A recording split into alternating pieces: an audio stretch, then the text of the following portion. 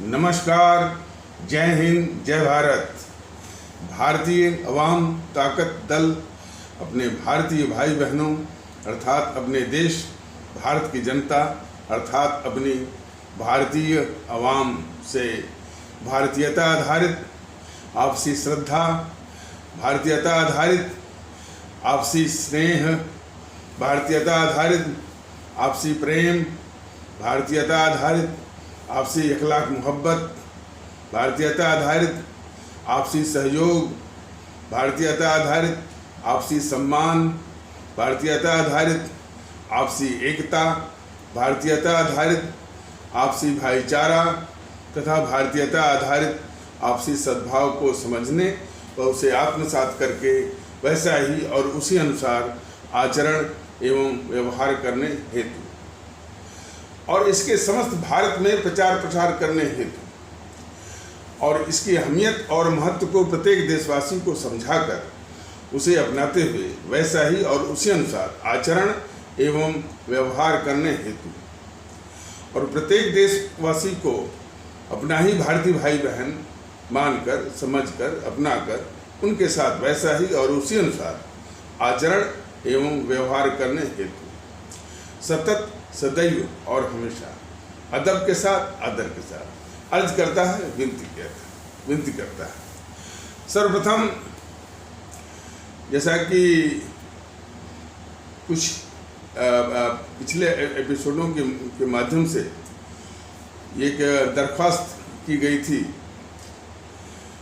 कि ये भारतीय अवाम ताकत दल बहुत जल्द जैसे जो आगामी उत्तर प्रदेश विधानसभा का जो चुनाव है उसके लिए सभी 4 से 3 सीटों के लिए उम्मीदवार जो है खड़े करेगा और पार्टी का ढांचा भी खड़ा करने के दिशा में काम कर रहा है। तो उम्मीदवार के लिए भी और संगठन ये भारतीय जनता पार्टी है तो उस संगठन में कोई जिम्मेदारी का निभाने के लिए कार्यकर्ता के रूप में या पदाधिकारी के रूप में किस स्तर का है। अभी चूंकि उत्तर प्रदेश की बात है तो प्रदेश उपाध्यक्ष से लेकर के जिला अध्यक्ष से लेकर के तहसील अध्यक्ष से लेकर के और जिला अध्यक्ष या उपाध्यक्ष, तहसील अध्यक्ष या तहसील उपाध्यक्ष और ब्लॉक अध्यक्ष और ब्लॉक उपाध्यक्ष, ग्राम सभा अध्यक्ष और ग्राम सभा उपाध्यक्ष और ग्राम अध्यक्ष के ये तमाम इस तरह के अभी इस तरह के पद हैं।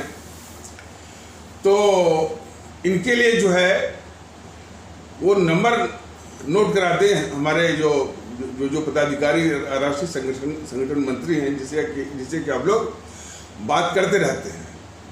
तो वो नंबर आवश्यक इसलिए है कि उसी के जरिए वो संपर्क होगा, संपर्क का विस्तार होगा और जाहिर तौर पर कि जो भारतीय अवाम ताकत दल ने जिस वातावरण की कल्पना शासन प्रशासन और आप लोगों की खिदमत के माहौल का जिस प्रकार उसने एक खाका एक विचार एक परिकल्पना बताई हुई है और आप लोगों की ख्वाहिश है कि वो उसी तरह की सेवा हो और उसी तरह के आपको तकलीफ़ों से, आपको कष्टों से आपको निजात मिले। तो उसके लिए ज़रूरी है कि जो सत्ता का उपकरण है जो आप लोगों के आशीर्वाद से जब ये भारतीय अवाम ताकत दल के हाथों में आएगा तो उस तरह की सेवा, उस तरह की खिदमत, उस तरह का शासन प्रशासन लाकर वो करेगा। तो ये तभी मुमकिन होगा कि जब वो उसे कैंडिडेट जो है वो विजयी होंगे और उसके लिए पार्टी का ढांचा है, पार्टी का विस्तार है। तो ये सारी बातें हैं, तो सारी बातों का विस्तार से वर्णन करना मुमकिन नहीं होता, लेकिन उसमें ये आप लोग जो है, जो नंबर जो है वो इसमें बहुत सहायक होगा। वो नंबर जो है कोई आवश्यक नहीं कि मैंने वो नंबर आप अपना ही दीजिए। आप अपनी नज़रों से और अपने आकलन से यदि किसी को मैंने आपके परिचय में कोई हैं, आपके मित्र हैं, आपके रिश्तेदार हैं, जो भी हैं, उनका भी नंबर दे सकते हैं। और जैसा कि पिछले एपिसोडों में इसको स्पष्ट किया गया था कि पदाधिकारी हों, कार्यकर्ता हों और या उम्मीदवार हों, भारतीय आवाम ताकत दल की ओर से उसके लिए आवश्यक है कि दो आवश्यकताएं वो जरूरी हैं। पहला कि उनका जो पृष्ठभूमि है, चारित्रिक पृष्ठभूमि है, वो बिल्कुल साफ सुथरी होनी चाहिए। मतलब किसी भी आपराधिक वृत्ति में उनकी कोई उनकी पृष्ठभूमि न हो, और उनकी जो पृष्ठभूमि बिल्कुल साफ सुथरी हो, किसी दंग फंद किसी इस तरह से आपराधिक मामले में उनकी कोई संलिप्ति न हो, और दूर दूर से उनका नाता न हो। दूसरा कि अपने क्षेत्र में ये जाति धर्म की क्षुद्रताओं से ऊपर उठ करके सभी लोगों से समान रूप से बात व्यवहार, प्रेम व्यवहार और सम्मान करने की आदत और क्षमता। बाकी जो दो गुण हैं, राष्ट्रभक्ति, देशभक्ति, मुल्क परस्ती और अवाम परस्ती, ये गुण जो है जब ये लोग भारतीय और ताकत दल के संपर्क में आएंगे, तो वो जज्बा, वो भाव और उसके विचार भी उनके जहन में यानी उपयुक्त स्तर का भर दिया जाएगा। तो इस संबंध में मैंने कहा गया है, और आप लोग मैंने उसी भावना से बात भी करते रहते हैं। तो वो भावनाएं तभी साकार होंगी जबकि सत्ता का उपकरण हाथ में आएगा, और जो है भारतीय जनता ताकत दल उन चीज़ों को करके दिखाएगा। और उसके लिए सत्ता के उपकरण के लिए सारे काफ़ी उम्मीदवार जो है, कैंडिडेट जो है वो विजयी होने चाहिए। उसके लिए जो है पार्टी का ढांचा जो है जल्द से जल्द और कम से कम समय में खड़ा हो जाए। तो इन सारी बातों के लिए जो संपर्क है एक बहुत बड़ा आधार बनेगा। तो आप लोग इसके लिए हमने जिस उत्साह के साथ, जिस जज्बे के साथ, जिस हौसले के साथ आप बात करते हैं, उसी हौसले के साथ नंबर जो है कम से कम समय में राष्ट्रीय संगठन मंत्री जिससे कि आप लोग बात करते रहते हैं, उनका नंबर नोट करा दें। तो ये बहुत आवश्यक है। लखीमपुर की घटना एक प्रासंगिक मुद्दा है, और उसको विस्तार से और उसके हर पहलू की जानकारी हमारे सभी आदरणीय भारतीय आवाम को जानना जरूरी है। और इसके पहले कि आगे बढ़ा जाए, ये जो जीएनपीसी वाले हैं, जीएनपीसी के से समर्थित तमाम जो असामाजिक तत्व हैं, और उनके साथ जो वो किसान नेता के रूप में वो टिकट मैकेट कौन है, वो सब जो है झूठा वीडियो पे वीडियो और मार्क और जो है वो एडिटेड तमाम वीडियो ताकि सच्चाई को ढका जा सके। तो ये भी इनकी साजिश रहती है। तमाम वीडियो वो जारी कर रहे हैं, वो टिकट जारी कर रहे हैं, तो वो जारी कर रहे हैं।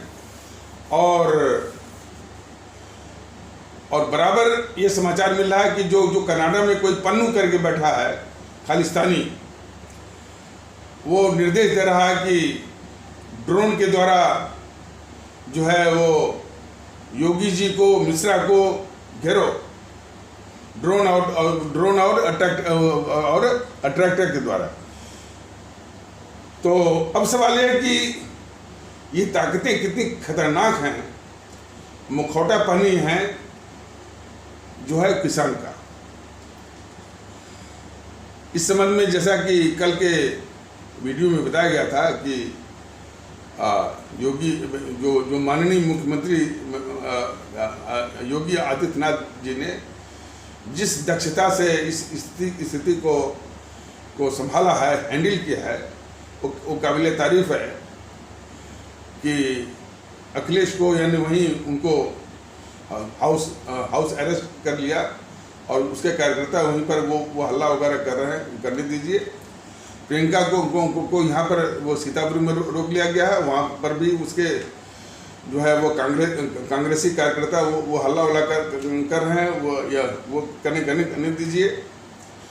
और बघेल को जो है वो जो हवाई अड्डा है लखनऊ का या कहीं भी, तो वहाँ रोक लिया गया है। और चन्नी मन्नी आए थे वहाँ से मुख्यमंत्री, वो भी लौट गए।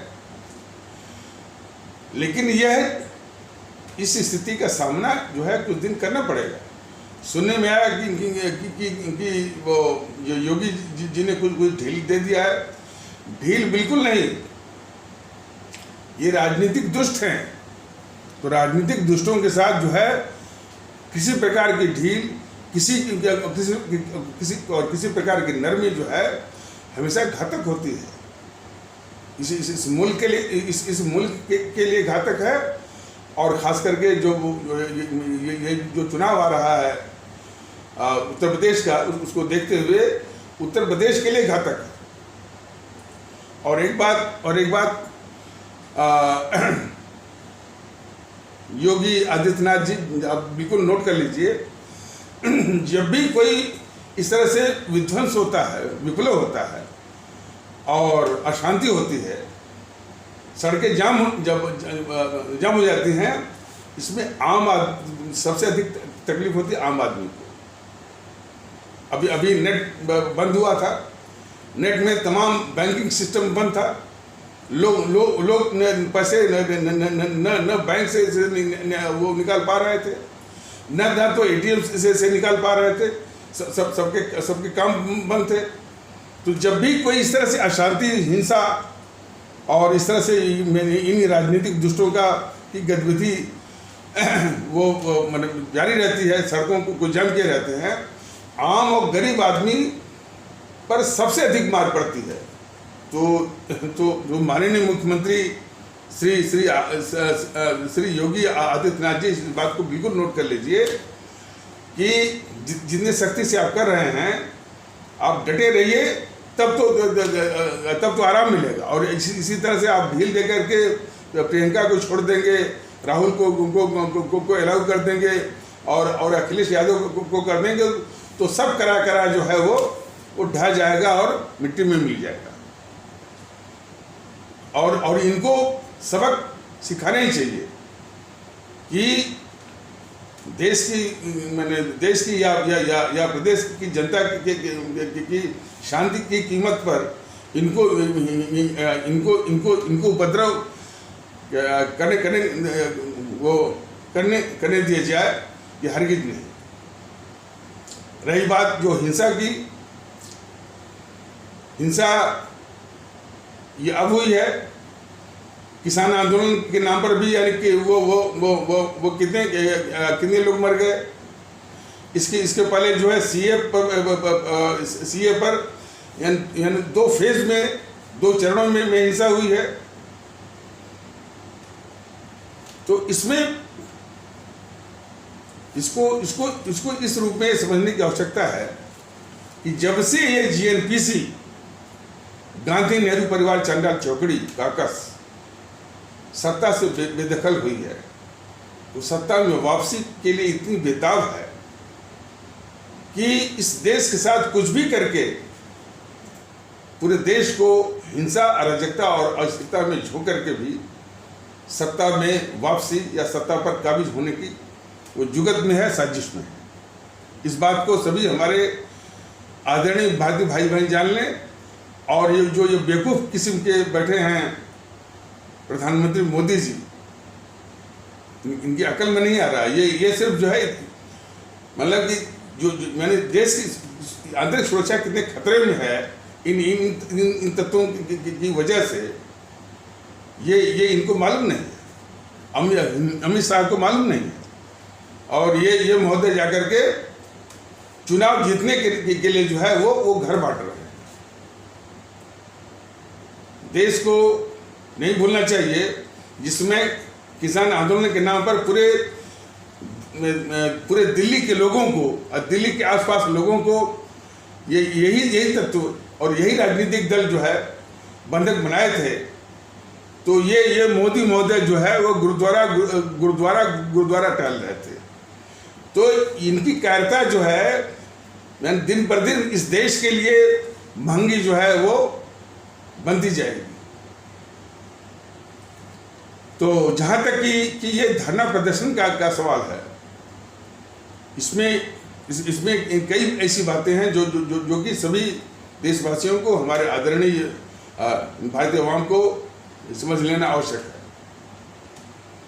धरना प्रदर्शन के विषय में खास करके जो माहौल चल रहा है और इन सब बातों को भांपते हुए सरदार पटेल ने बहुत पहले कहा था कि यूनियन की मान्यता बिल्कुल नहीं दी जानी चाहिए, धरना प्रदर्शन की मान्यता जो है बिल्कुल नहीं दी जानी चाहिए।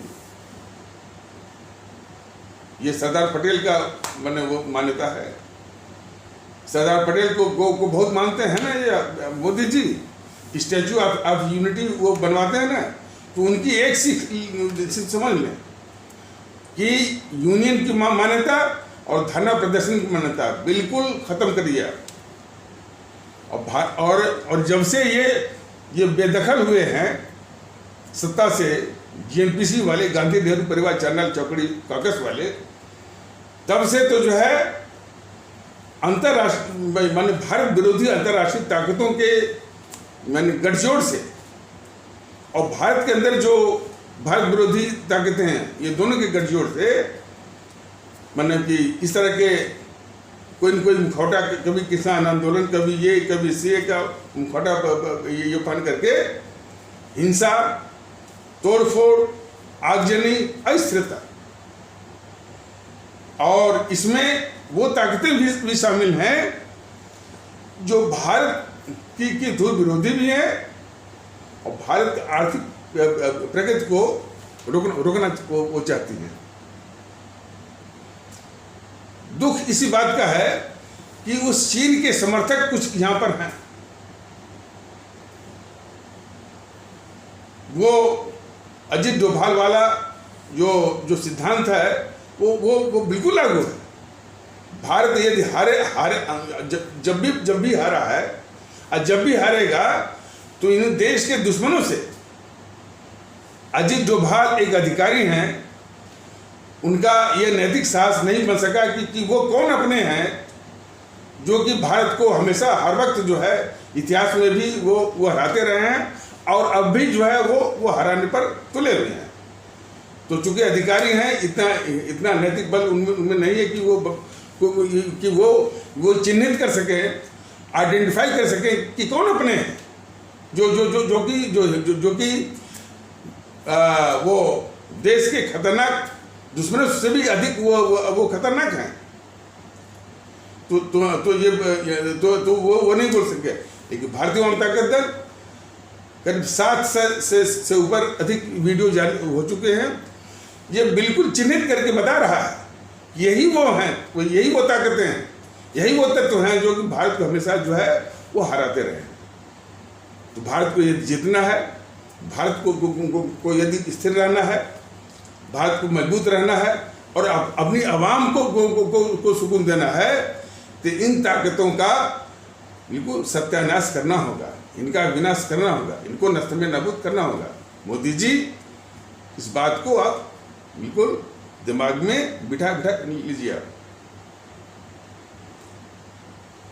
जैसे कि योगी जी ने इन तत्वों के साथ जो है बहुत दक्षता के साथ उसको निपटाया और जो है और उसको संभाला, डील किया।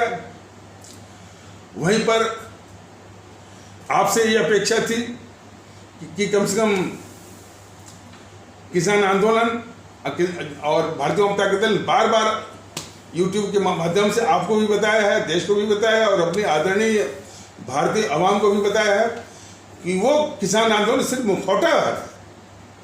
ये भारत विरोधी जो ताकतें हैं इस देश के अंदर और देश के बाहर सब जो है गंगत हो गई हैं, सब लामबंद हो गई हैं। उनका गठजोड़ है भारत को अस्थिर करने का किसी न किसी बहाने। तो मोदी जी आपकी कायरता ने रोका। आपके पास सेंट्रल फोर्स भी है, आपके पास 12 करोड़ जो है वो कार्यकर्ता भी हैं बीजेपी के,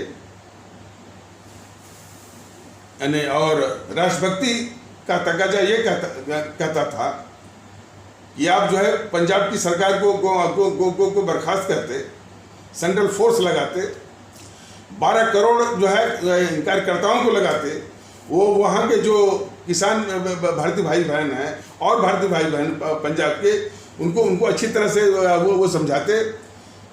ये आपने बिल्कुल नहीं किया। और कुछ उपद्रवित तत्व हैं भी तो सेंट्रल फोर्सेस के द्वारा, दिल्ली पुलिस के द्वारा उनको पीट पाट करके जो है वो पीट पाट करके तितर बितर करके जो है जो दिल्ली की जनता, दिल्ली के लोग तीन चार महीने तक जो है वो बंधक बने रहे, यानी उन कष्टों से उनको निजात मिल गई होती। लेकिन ये आपकी कायरता जो है बहुत महंगी पड़ रही है इस देश को। भारतीय जनता दल ने कई बार कहा है कि कम से कम इन वो ताकतें जो कि भारत को हमेशा हराना चाहती हैं, इस देश के दुश्मन हैं, आप बल्कि ये विकास के काम तो जो कर रहे हैं उससे ज़्यादा जरूरी है कि इन ताकतों का खात्मा, इनका विनाश भारत की पावन धरती से। इसलिए कि आपका ये जो विकास का जो कार्यक्रम है, घर बना रहे हैं, गरीबों को घर दे रहे हैं, आप उनको सिलेंडर दे रहे हैं, खाते खोल रहे हैं, शौचालय दे रहे हैं, बिजली का कनेक्शन दे रहे हैं और सड़कें बना रहे हैं, सड़कों का जाल बिछा रहे हैं, हाईवे जो है वो का निर्माण और हाईवे का वो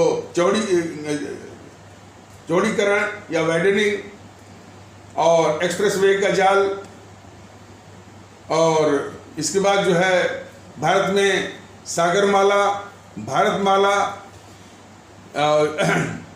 और डेडिकेटेड फ्रेट कॉरिडोर रेलवे का, फिर इसके बाद वो industrial corridor, economic corridor, logistic park, economic nodes, ये तमाम, और जो है जो हमारे देश के जो दुर्गम जो इलाके हैं उनमें जो है वो इंफ्रास्ट्रक्चर या आधारभूत जो है आवश्यकताओं की पूर्ति, मैंने वो रेलवे लाइन या रेलवे लिंक और हाईवे, सड़कों का जाल, ये सारे काम हो रहे हैं। लेकिन इन पर यही तत्व आकर जब बैठ जाएंगे तो आप तो देश का और आपका देश का और आपका सब क्या कराया मिट्टी में मिल जाएगा। ये इतनी छोटी सी बात, मोटी सी बात जो है आपके समझ में नहीं आ रहा। और आपकी कायरता इस मुल्क को बहुत ही कष्ट दे रही है और महंगी पड़ रही है। बीजेपी वाले भी जो है वो श्री मोदी जी को मोदी जी को समझा नहीं पा रहे। अब बीजेपी वालों की दुष्टता या गद्दारी ये है कि इन देश विरोधी ताकतों को देश विरोधी के रूप में मैंने बेनकाब ना हो, इसकी साजिश कर रही बीजेपी। इन देश विरोधी ताकतों को ये कहते कि ये विरोध पक्ष है, जो देश को अस्थिर करे, जो हमेशा चीन की भाषा बोले, जो हमेशा पाकिस्तान की भाषा बोले, जो अपनी सेनाओं का अपमान करे, वो कभी भी विरोध पक्ष का यानी विरोध पक्ष का सम्मान वो पाने का हकदार वो बन नहीं सकता। वो देश का दुश्मन है। यह बात हमारी आदरणीय भारतीय आवाम धीरे धीरे शनै जो है वो समझना शुरू कर दी है। लेकिन ये देश के दुश्मन बीजेपी वाले इनको अभी भी जो है वो विरोध पक्ष की तरह मान करके इनकी देश के साथ जो दुश्मनी है, जो गद्दारी है, यानी उस पाप को ये ढक रहे हैं। भारतीय जनता दल ने बराबर निवेदन किया है कि कम से कम यहाँ से शुरुआत तो आप किए होते। जो सीए पर जब हिंसा हुई तब भी कर दिए होते। सीए पर किस तरह से पीएफआई ने पैसे मंगाए थे और देश को अस्थिर करने के लिए, और सीए पर किस तरह से यही सोनिया गांधी, ये गद्दार सोनिया गांधी रामलीला मैदान से खुलेआम हमारे इस्लाम आस्था वाले भारतीय भाई बहनों के समाज को भड़काया, खुलेआम आह्वान किया, तभी आपकी आंख नहीं खुली। वो कहती रही, वो रामलीला मैदान से कि अभी भी घरों में क्यों बैठो। मैंने वो गद्दार सोनिया गांधी रामलीला मैदान से कह रही थी हमारे इस्लाम आस्था वाले भारतीय भाई बहनों के समाज को कि अभी भी घरों में क्यों बैठे हो। घरों में बैठने वाले कायर कहलाएंगे। घरों से बाहर निकलो, सड़क पे आओ, आंदोलन करो। और उसका सीधा वो इंसाइटमेंट था, प्रोवोकेशन था, आह्वान था कि वो हिंसा करो, तोड़फोड़ करो और जो है आगजनी करो और देश को जो अस्थिरता में झोंको। तब भी मोदी जी आपकी आंख नहीं खुली, बराबर इनको बचाते भी रहे और सारी सुविधाएं देते भी रहे। यही आपकी गद्दारी है देश के खिलाफ। भारतीय जनता दल तब से कह रहा है कि कम से कम इन तीनों का, ये जो तीन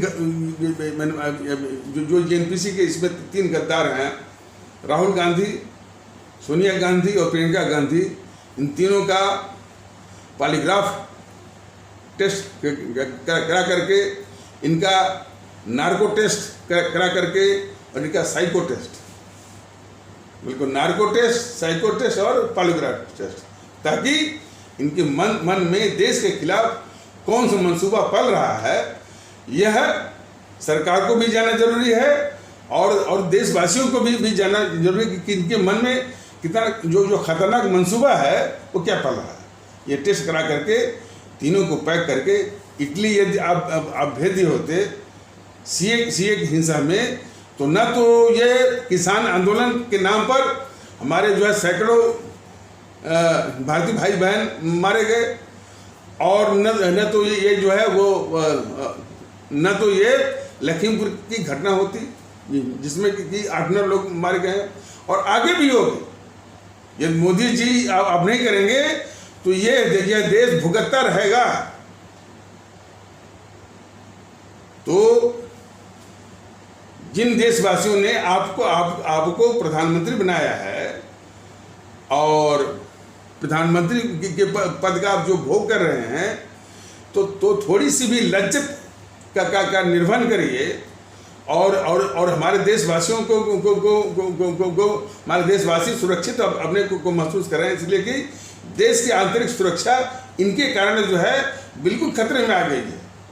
जेएनपीसी, वाम दल, समाजवादी इनके कारण जो है देश की सुरक्षा बिल्कुल खतरे में है।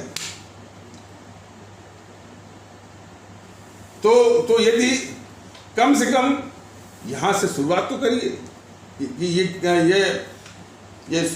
राहुल गांधी, सोनिया गांधी और प्रियंका गांधी का जो है वो नार्को टेस्ट, पॉलीग्राफ टेस्ट और जो है साइको टेस्ट करा करके इन तीनों को पैक करके एक ही कार्टून में भर करके आप इनको इटली भिजवाइए, तभी जाकर के हमारे देशवासियों के प्रति, चूंकि अब उनको सुरक्षा चाहिए, बहुत हो चुका।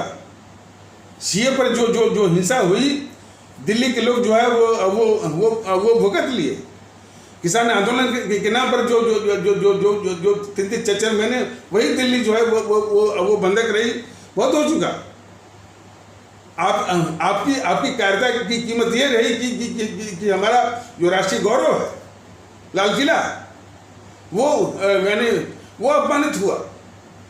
उस पर और उस राष्ट्रीय गौरव जो लाल किला है, उसके ऊपर हमारा जो राष्ट्रीय गौरव तिरंगा, उसको उतार करके किस दिन, 26 जनवरी के दिन मोदी जी की आपकी कायरता जो है, यानी कायरता की कीमत यह देश किन किन रूपों में चुका रहा है, इसको देखिए।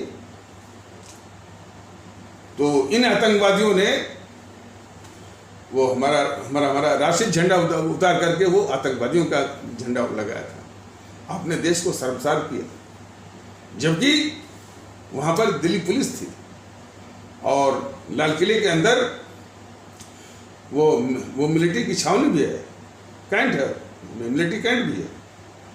यदि इन दोनों को आदेश मिला होता और कम से कम ये लाल किले पर चढ़ने में 2-3 घंटे लगे थे, तो हमारी सेना या हमारी जो दिल्ली पुलिस जो है इन आतंकवादियों को भूनती होती अच्छे तरीके से, और अच्छे तरीके से उनको सबक भी मिल गया होता। लेकिन आपकी कायरता ने और आपने जो है पूरे देश का मस्तक झुका दिया, शर्मसार कर दिया। जब से ये जीएनपीसी सत्ता से बेदखल हुई है, सत्ता वापसी के लिए बस उसके पास एक ही हथियार रह गया है, धरना, प्रदर्शन, आंदोलन, हिंसा। इस संबंध में वो सरदार पटेल का क्या विचार तो बताया गया। धरना प्रदर्शन की जो संस्कृति है ये वामदलों की, वामपंथियों की। भारत में अस्थिरता फैलाने के लिए ये धरना प्रदर्शन का बहुत इस्तेमाल करते हैं वामपंथी, और ये चीन के इशारे पर इस भारत को आंतरिक रूप से अस्थिर करना चाहते हैं, चीन के पैसे पर। लेकिन इन वामपंथियों से पूछा जाना चाहिए, सभी लोग पूछें, और कम से कम बीजेपी वाले तो पूछे ही। बीजेपी वाले तो बहुत ही राजनीतिक रूप से बहुत दुष्ट हैं। ये वामपंथियों के आगे जो कि इस देश के सबसे बड़े दुश्मन हैं, उनके आगे ये दंडवत करते हैं। जीएनपीसी इस मुल्क के लिए बहुत घातक है, उनके आगे बीजेपी वाले दंडवत करते हैं, साष्टांग दंड चलता है। बीजेपी के प्रवक्ता की वो ताकत तब दिखाते हैं जबकि कोई इस्लाम आस्था वाला कोई प्रवक्ता वगैरह मिल जाता है, तो उसके आगे अपना ये वो पूरी ताकत दिखाते हैं। ये इनकी मानसिकता है।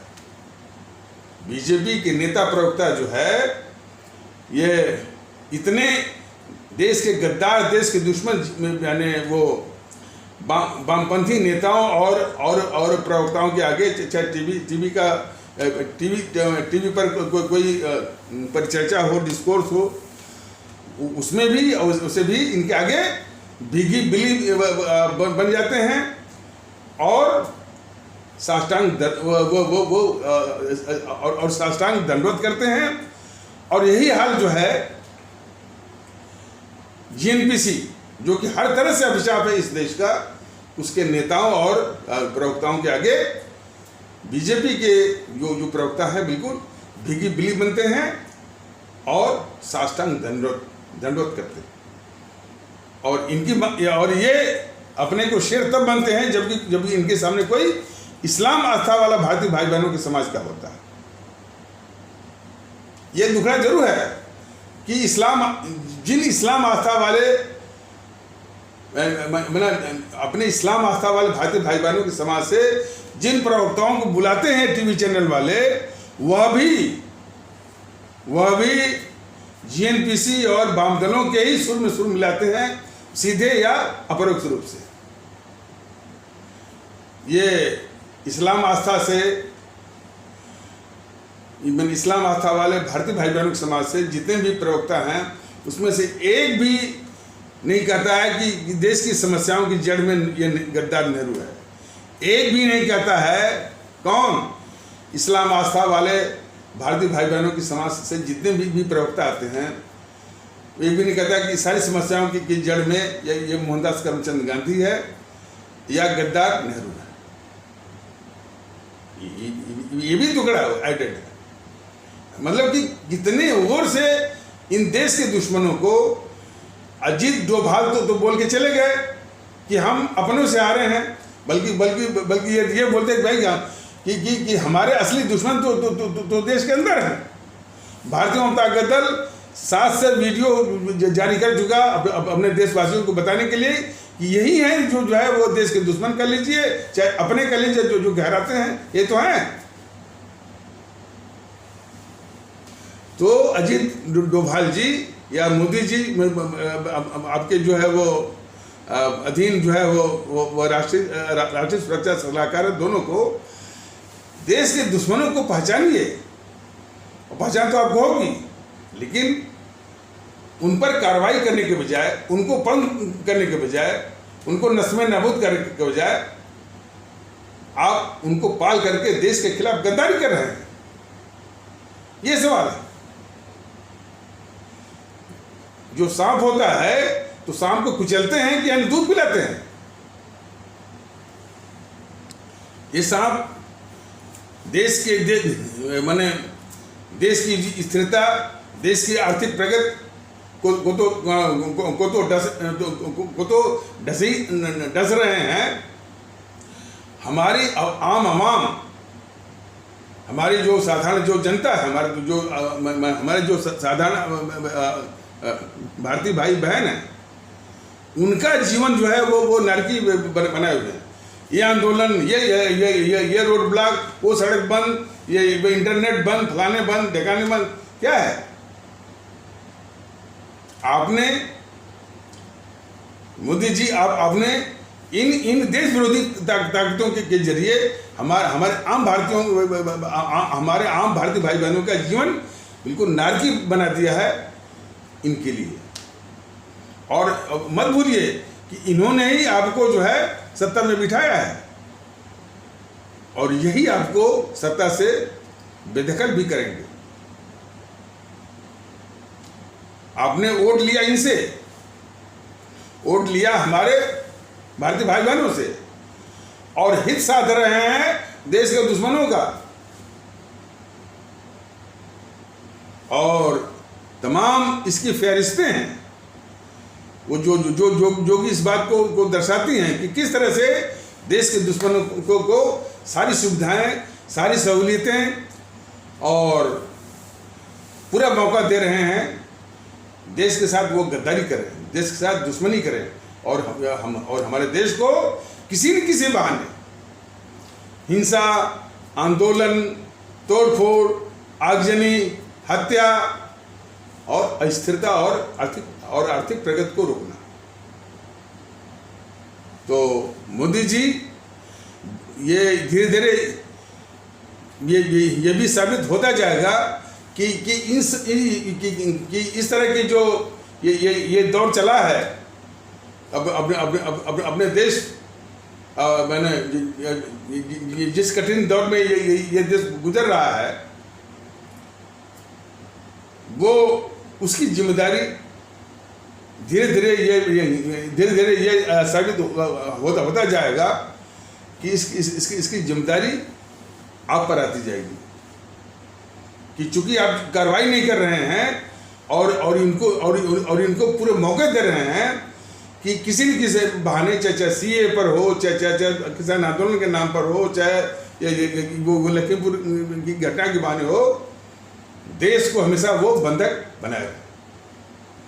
तो धीरे धीरे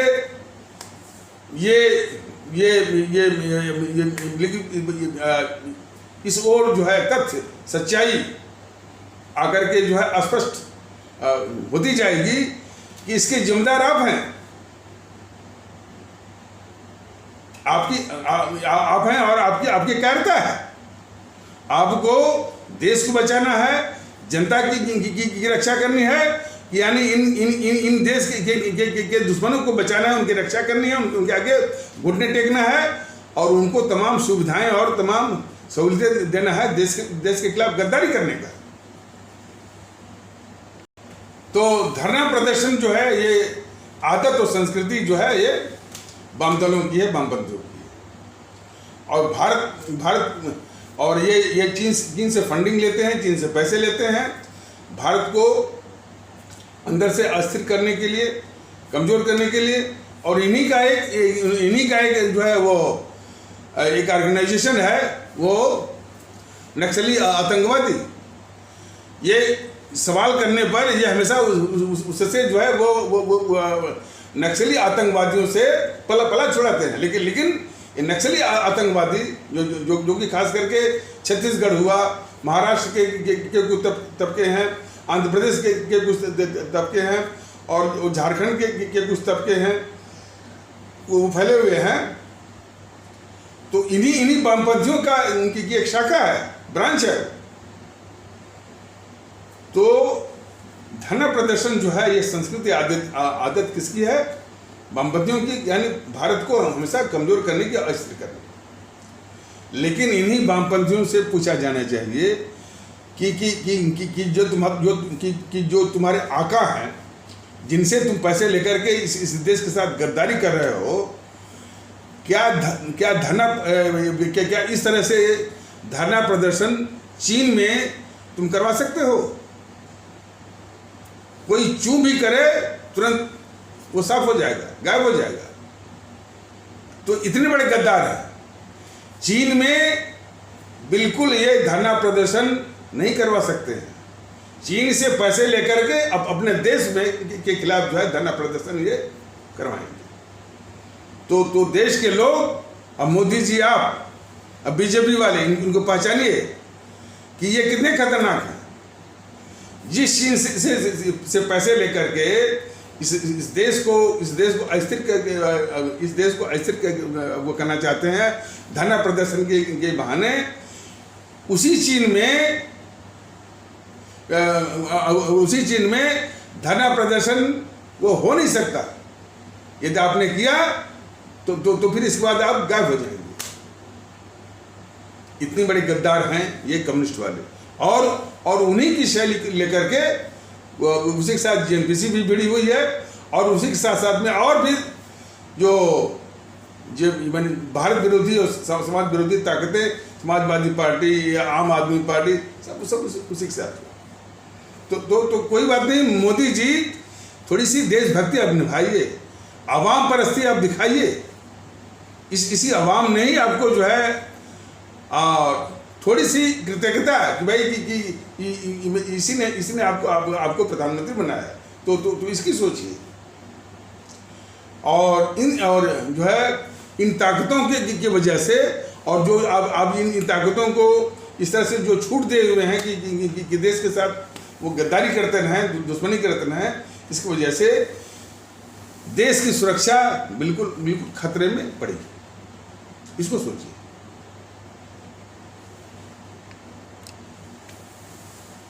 ये वामपंथी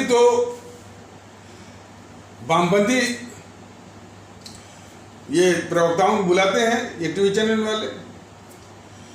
वामपंथियों से ये टीवी चैनल वाले एक सवाल नहीं करते हैं कि आपकी जो मूल संस्कृति है, मूल आदत है नरसंहार, 2 करोड़ लोगों को इन वामपंथियों ने मरवाया रूस में, तब वहाँ पर आधिपत्य जमाया, उसको कब्जा किया। 10 करोड़ लोगों को का नरसंहार करवाया, वो भी सिस्टमेटिक ढंग से चीन में।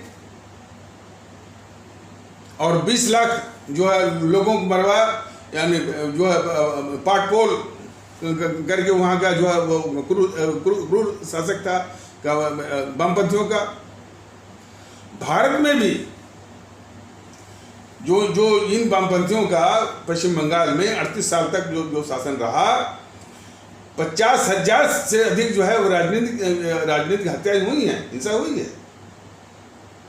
केरल में चल ही रहा राजनीतिक हिंसा और हत्या, यानी जो कोई भी राजनीतिक प्रतिद्वंदी है, विरोधी है, उसकी हत्या।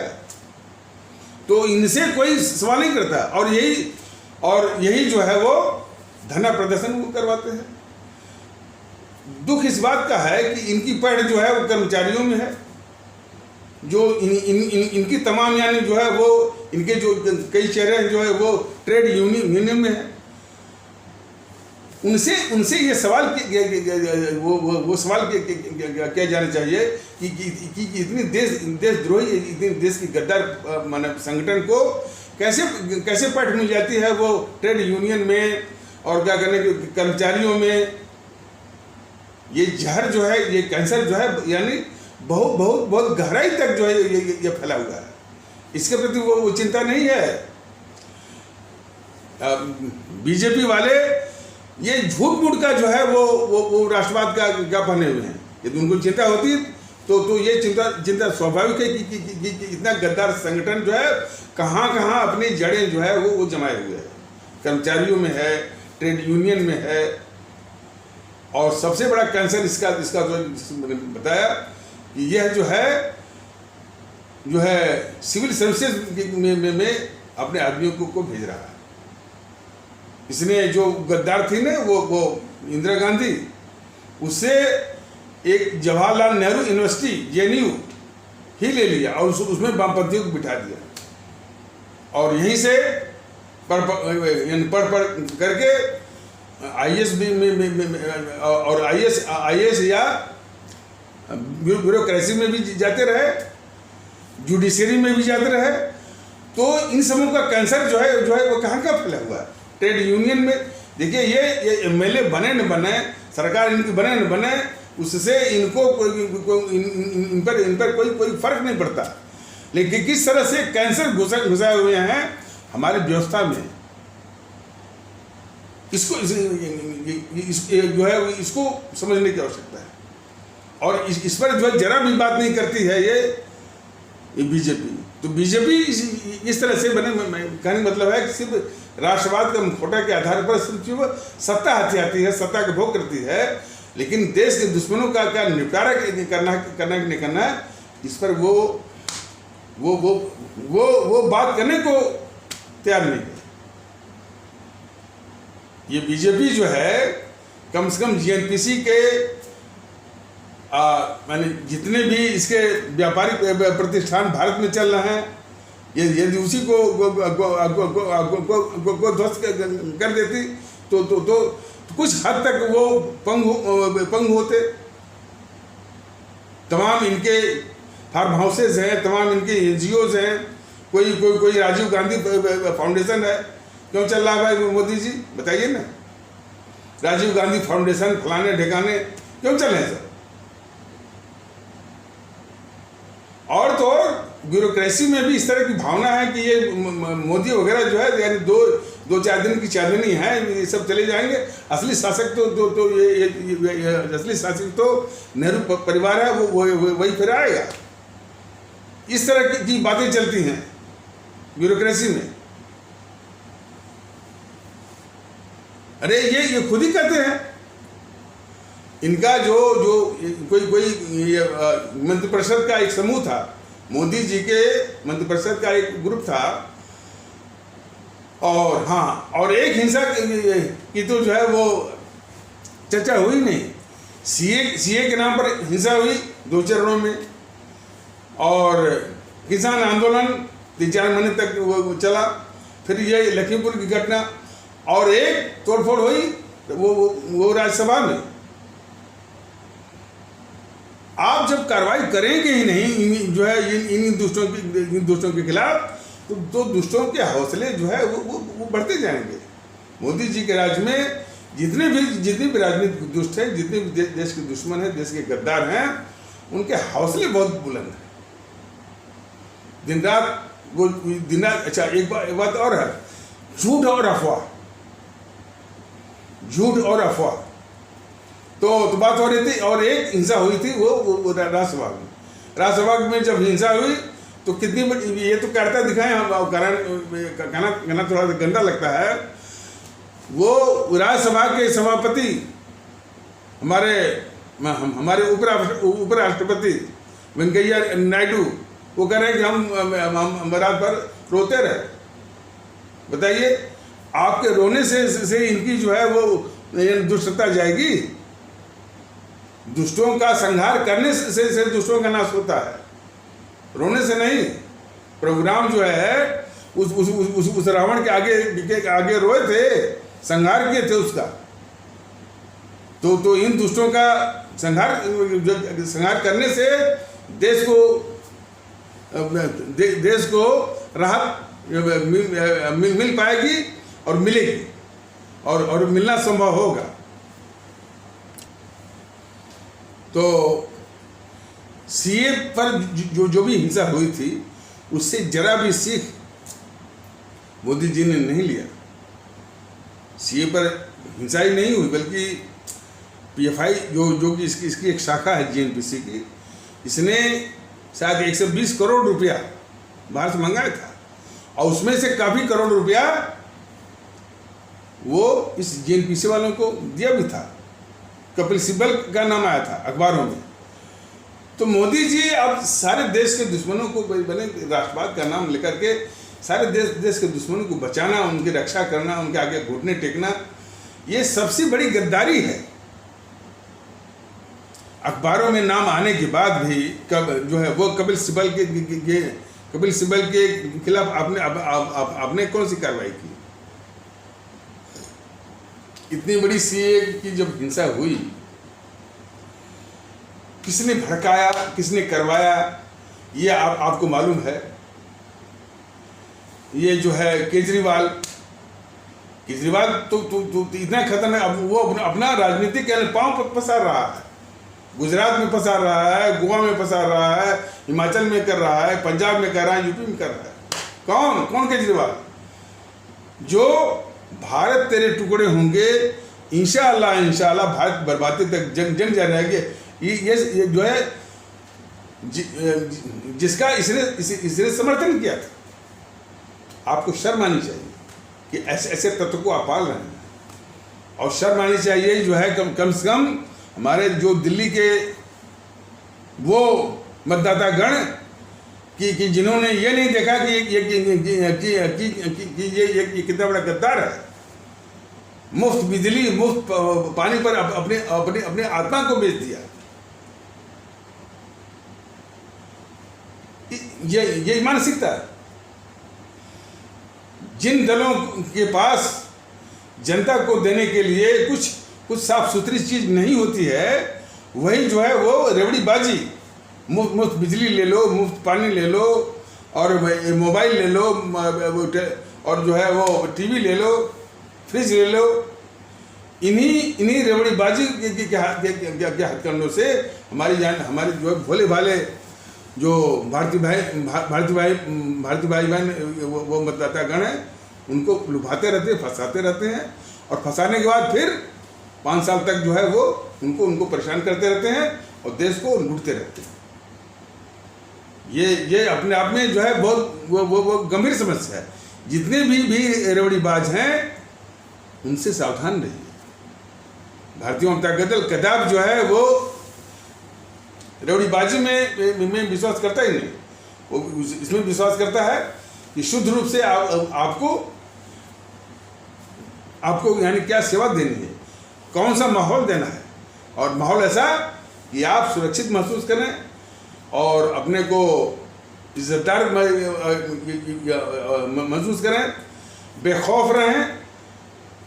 खौफ हो भी तो जो है वो अपराधियों के जो आपराधिक वृत्ति के लोग हैं, जो आपराधिक सोच के लोग हैं, उनके जहन में खौफ हो, ये है। और इसमें भारतीय आवाम ताकत दल का यकीन है। और जिन दलों का इसमें यकीन नहीं होता तो वही जो है रेवड़ीबाजी, लैपटॉप, मोबाइल ले लो, मुफ्त बिजली ले लो, मुफ्त पानी ले लो। लेकिन बात इतनी साधारण सी नहीं है। लोग इस पर जो है फंसने के लिए लालायित है, तैयार हैं, और अपनी आत्मा, अपना वोट जो है वो बेचने को तैयार हैं। यही तो है। आखिर हमारे इस भारत को हराने वाले, यही हमारे भारत को हराने वाली ये भी एक जो है वो मानसिकता है। तो इस मानसिकता को भी समाप्त करना होगा। जितनी ताकतें, ये लखीमपुर खीरी हुआ, किसान आंदोलन हुआ, सीएफ हुआ, सबसे घोर जातिवादी सांप्रदायिक ताकतें हैं। लेकिन वो सांप्रदायिक ताकतें जो है वो फलती फूलती क्यों है? हमारी आपकी मानसिकता जो है इसी में जो धसी हुई है, सांप्रदायिकता में और जातिवाद में। अभी भी भारतीय आवाम ताकत दल तो खैर मैंने प्रयास कर रहा है। भारतीय आवाम ताकत दल तो खैर भारतीयता के माहौल के लिए प्रयास कर रहा है, बता रहा है कि भाई जातिवाद को समाप्त करिए, सांप्रदायिकता को समाप्त करिए, और भाषावाद, प्रांतवाद को भी समाप्त करके जो है भारतीयता के माहौल को लाइए, और भारतीयता के आधार पर एक होइए, एक सूत्र में बंधिए। और ये सारी जो ये ताकतें हैं जो कि हर वक्त जो है सत्ता पाने के लिए हमेशा जो है इस मुल्क में हमेशा हिंसा, तोड़फोड़, आगजनी, अस्थिरता, आंदोलन के नाम पर जो करने पर आमादा हैं उनको, और जो इनको मौका दे रहा है, जैसे मैंने बीजेपी, सबको जो है नष्ट में नाबूद करना है ईवीएम मशीन पर। तो इस सब का जवाब क्या है? भारतीयता। इस सब का जवाब क्या है? इस सब का समाधान क्या है? भारतीय एकता, भारतीय सद्भाव। ये सभी को समझने की आवश्यकता है। और यही, और उस भारतीयता के माहौल में सबसे बड़ी चीज़ है कि हम सभी अपने भारतीय भाई बहनों को सम्मान दें। ये मैंने जो चूक हो रही है इसी में हो रही है कि हमारे जो कुछ अलग थलग पड़े हुए हमारे जो भारतीय भाई बहन हैं, जो अपने समझते माने या जो भी सामाजिक परिस्थितियाँ उसके अनुसार जो है वो अलग थलग पड़े हुए हैं, वो सम्मान के भूखे हैं, उनको सम्मान देने की जरूरत है। वो तो कहते हैं कि भाई कि हमको किसी प्रकार की सहायता की जरूरत नहीं है, हमको रोजी रोटी कुछ नहीं, हमको सम्मान चाहिए। बाकी में और जो समाज, जो राजनीतिक दल, उनको एक बेसिक मिनिमम कम से कम जो सम्मान नहीं दे सकता है, तो वो और क्या दे सकता है? तो इसके प्रति जो है भारतीय आवाम ताकत दल बहुत ही संवेदनशील है कि उनको सम्मान देते हैं। और कभी भी जो ये माने सड़ी गली और माने घटिया किस्म की जो शब्दावलियाँ हैं, कुछ हमारे इस्लाम आस्था के प्रति जो बोला जाता है, सभी नहीं बोलते हैं, कट्टरवादी बोलते हैं कि ये पंचपुत्र हैं, ये जिहादी हैं, क्या क्या हैं। वो उन शब्दों का उच्चारण भी हम अपने लिए बड़ा, वो मेरे लिए भी बहुत मुश्किल है। और हमारे उन भारतीय भाई बहनों को हरिजन हैं, चमार हैं, इन शब्दों का बिल्कुल सख्ती से बिल्कुल इसको दूर करने और परहेज करने की आवश्यकता है, सम्मान देने की आवश्यकता है, सबको एक करने की आवश्यकता है। एक तो अभी एकता के अभाव, और दूसरे ये देश विरोधी ताकतों का तांडव, और इन देश विरोधी ताकतों को मोदी जी के द्वारा पाला जाना, ये तो दुखड़ा है। और ये मोदी जी और बीजेपी वाले राष्ट्रवाद का मुखौटा पहने हुए हैं। इसको अच्छी तरह समझे। इसीलिए बीजेपी भी इस देश के लिए उतना ही खतरनाक है, बिल्कुल त्याज्य है। तो सबको जो है ईवीएम मशीन पर नस्म नाबूद करना है, ये बिल्कुल मन में कटिबद्ध हो रही है, प्रतिबद्ध हो रही है और ठानी है। तो इन्हीं आवश्यक शब्दों के साथ इस आवश्यक परिचर्चा को यहीं पर विराम दिया जाता है। तब तक के लिए नमस्कार, जय हिंद, जय भारत।